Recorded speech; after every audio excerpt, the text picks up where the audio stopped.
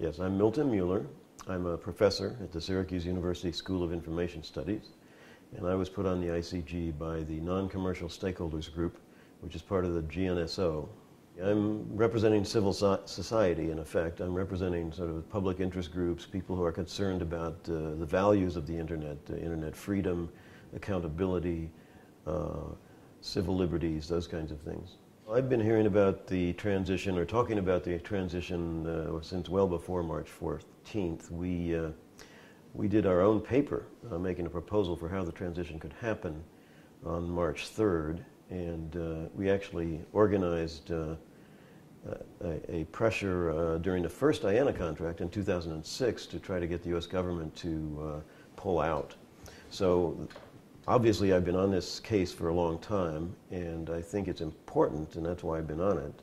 I think it really is a test of whether we have a truly global multi-stakeholder system of internet governance, or whether we really are going to devolve back into an intergovernmental system.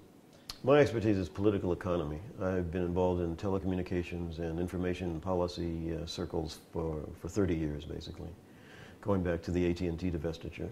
And I've learned in that process that you have to know a lot about both technology and the economics, law, and policy. So I think I'm one of the few people that really can integrate all of those things into a coherent mixture. My main concern is with the completely different level of complexity between the domain name system people and the IETF and numbers people. Basically, with IETF and numbers, you're dealing with a very small, fairly homogeneous community, which is not very politicized. And with the names, you're dealing with a highly politicized, extremely diverse group of people that have been sort of fighting about policies for this for 15 years now. And somehow the three different communities have to put together a proposal that satisfies these people who have very straightforward technical requirements and service level agreement requirements with the people who maybe view this correctly or incorrectly as some kind of politically serious change and with geopolitical implications.